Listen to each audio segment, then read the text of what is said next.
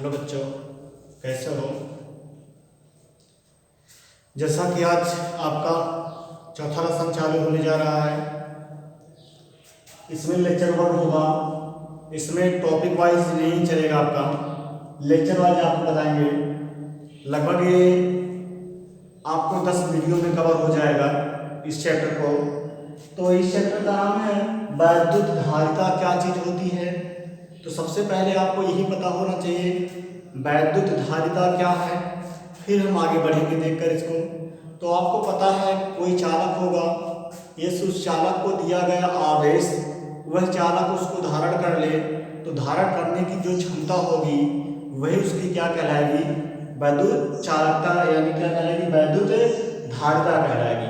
तो नॉर्मल में हम बात कर सकते हैं किसी चालक को आवेश धारण करने की जो क्षमता होगी, किसी चालक द्वारा आवेश धारण करने की जो क्षमता होगी उसको हम क्या बोलते हैं, आप परिभाषा दे सकते हैं वैद्युत धारिता।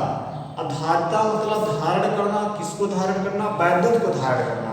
तो किसी चालक में धारिता मतलब धारण करना, वैद्युत मतलब इलेक्ट्रिक्स की बात कर रहे हैं, आवेश की बात करते हैं। वैद्युत को जो धारण करेगा वही उसकी क्या कहलाएगी, धारिता कहलाएगी। तो इस आधार पर जो हमारी वैद्युत धारिता की परिभाषा बनेगी लेक्चर में, पहला पॉइंट हम रेडी डालेंगे, उसे कल से कोशिश करेंगे लाइव क्लास चालू करने के लिए, क्योंकि हमारे पास भी समय कम है, आपके लिए बोर्ड के लिए भी समय कम है। तो आपका होगा पहली पॉइंट वैद्युत धारिता। कुछ पॉइंटें हैं आगे छोटी, जैसे चालक क्या होते हैं, चालक क्या होता है, पराविद्युतांक क्या होता है, तो ये लास्ट में हम आपके छोटे छोटे टॉपिकों को बता देंगे।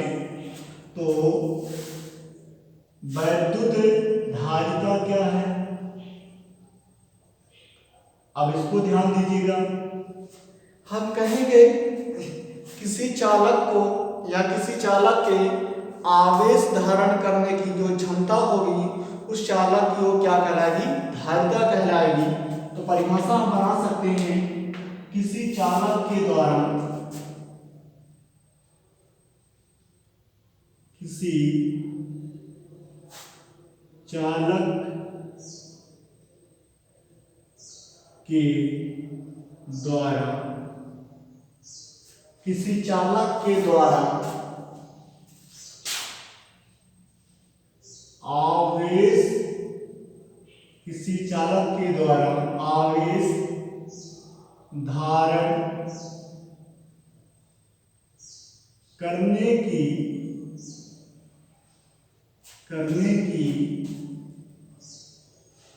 क्षमता को, किसी चालक के द्वारा आवेश धारण करने की क्षमता को वैद्युत धारिता कहते हैं। ये तो हो गई उसकी परिभाषा हो गई। अब हम रूल के नियम क्या लिखते हैं, नियम देखिए क्या है इसके नियम बनाएंगे। किसी चालक को दिया गया आवेश, ध्यान देना नियम में, किसी चालक को, किसी चालक को दिया गया आवेश, किसी चालक को दिया गया आवेश, उस आवेश के कारण उत्पन्न विभव, उस आवेश के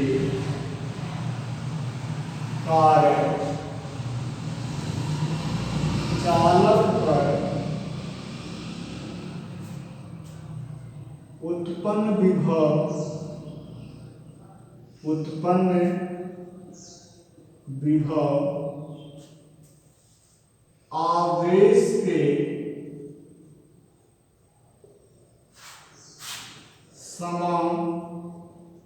समानुपाती होता है। इस तरह रीजन निकालेंगे तो जो Q होगा विभव के क्या होगा समानुपाती, तो Q इसको हटाएंगे, कांस्टेंट C लगेगा और C इक्वल टू क्या मिलेगा Q बाई V निकल जाएगा। इस तरह आपका रीजन मिलेगा। या एक परिभाषा और बना सकते हैं, यहां से धारिता को हम C से प्रदर्शित करेंगे। अगर यहां से लिखना चाहोगे पहले इसका मात्रक निकाल दिया जाए और क्या कर दिया जाए, पहले एक परिभाषा लिख दी क्या इसकी। तो परिभाषा क्या होगी, किसी चालक को दिया गया आवेश के कारण विभव में जो वृद्धि होगी या विभव जो उत्पन्न होगा उन दोनों के अनुपात को वैद्युत धारिता कहते हैं। परिभाषा यहां लिख सकते हैं, नोट में करेंगे। तो यहां पर क्या रीजन बनेगा, किसी चालक को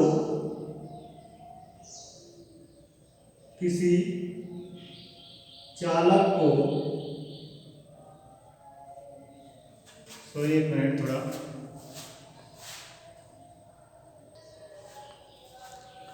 चलो देखते हैं। यहां से परिभाषा बनाएंगे, किसी चालक को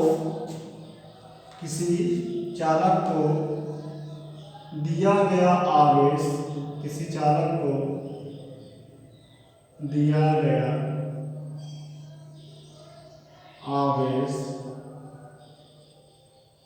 तथा उसके कारण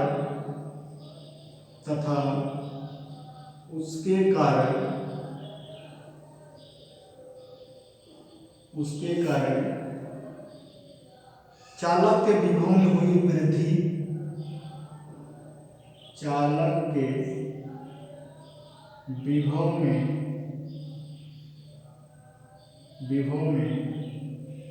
हुई वृद्धि के अनुपात को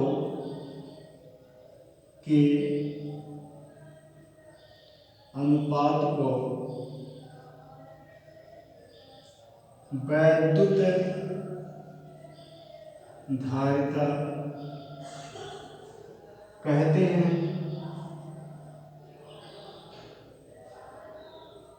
इसे C से प्रदर्शित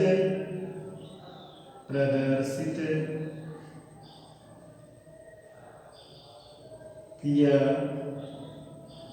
जाता है। अब यहां पर इसके क्या बनेंगे, मात्रक बनेंगे।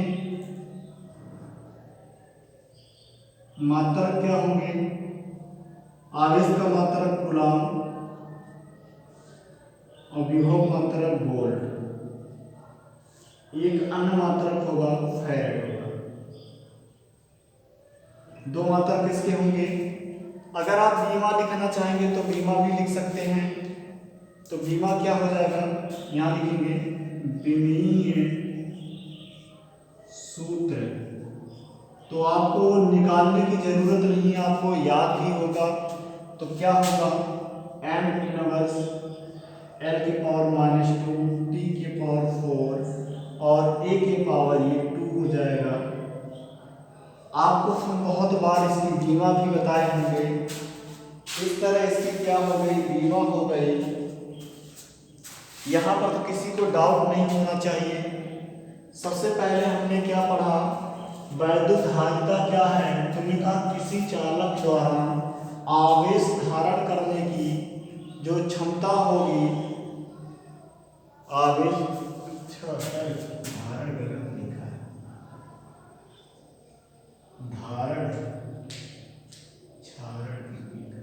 धारण करने की क्षमता को वैद्युत धारिता कहते हैं। और नियम के अनुसार लिखेंगे, किसी चालक को दिया गया आवेश, उस आवेश के कारण चालक पर उत्पन्न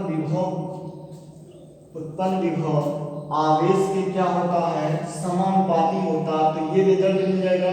यहाँ से हम क्या करेंगे, परिभाषा निकाल लेंगे, मात्रा निकाल लेंगे, बीमा निकाल लेंगे। अब एक रीजन और आपको देखना है यहीं पर। वो एक रीजन कौन सा हो सकता है उसको ध्यान दीजिए।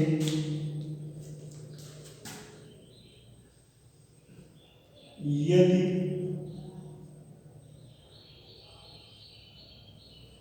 यदि Q बराबर 1 कूलम आवेश, V बराबर 1 वोल्ट हो तो C बराबर 1 फैरेड होगा। अब यहां से आपसे पूछा जाएगा 1 फैरेड किसे कहते हैं, तो क्या आप परिभाषा नहीं बना सकते हो? यदि किसी चालक को 1 कूलम आवेश देने से, यदि किसी चालक को 1 कूलम आवेश देने से यदि उस चालक में 1 वोल्ट का विभव उत्पन्न हो रहा है तो उसे क्या बोला जाएगा? 1 फैरेड कहा जाएगा। तो यहां परिभाषा लिख सकते हैं, इसकी परिभाषा क्या बनेगी? यदि किसी चालक को यदि किसी चालक को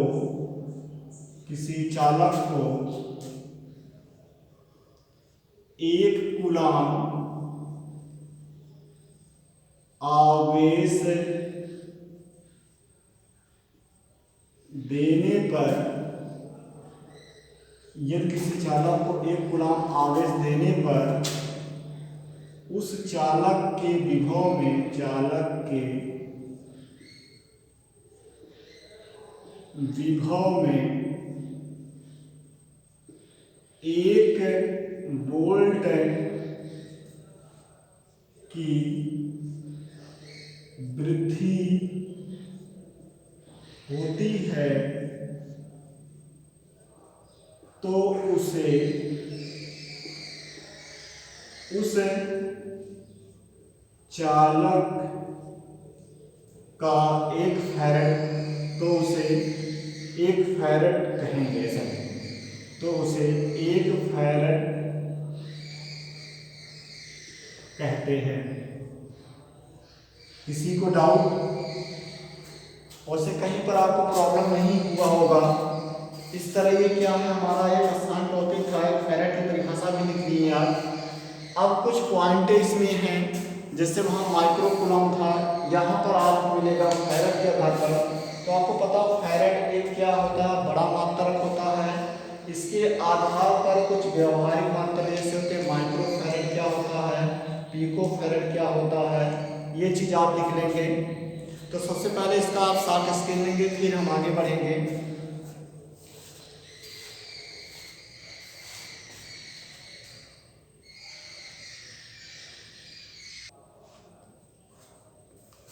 हेलो बच्चों, देखिए इसके कुछ अन्य मात्रक हैं।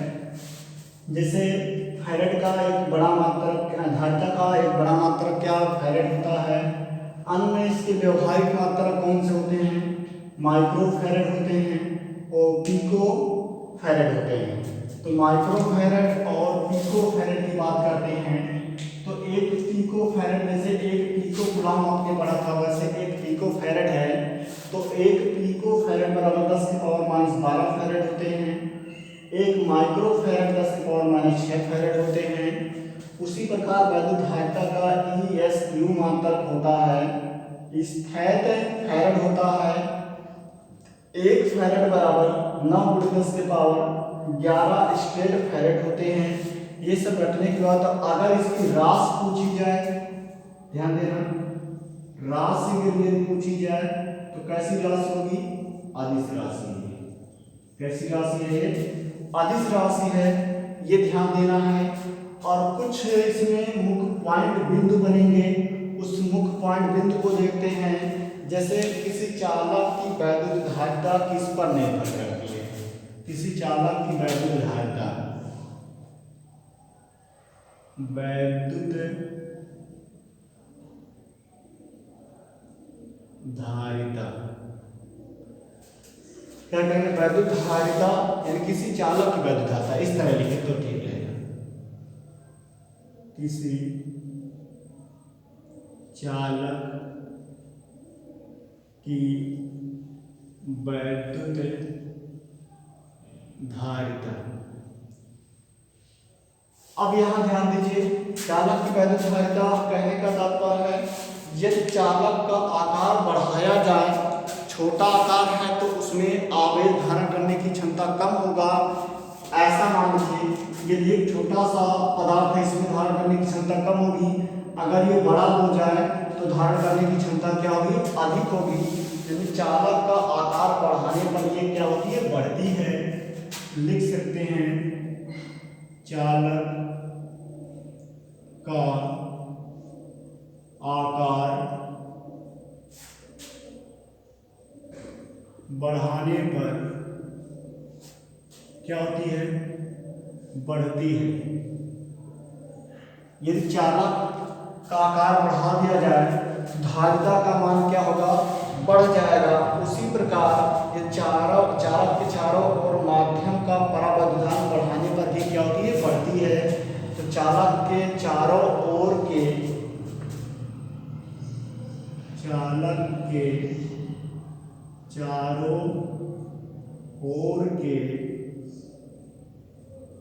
माध्यम, कौन सा माध्यम की बात करेंगे, के माध्यम का परावैद्युतांक, के माध्यम का परावैद्युतांक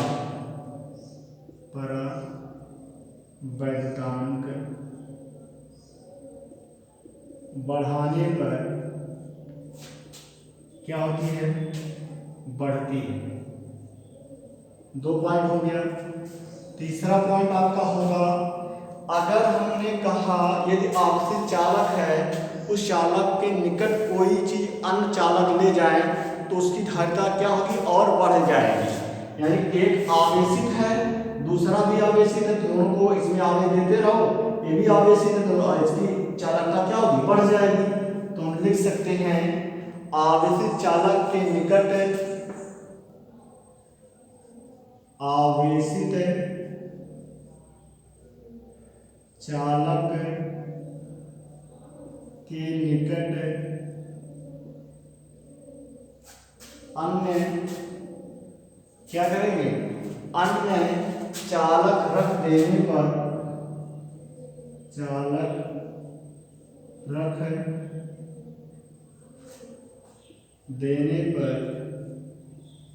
क्या करेंगे, बढ़ती है।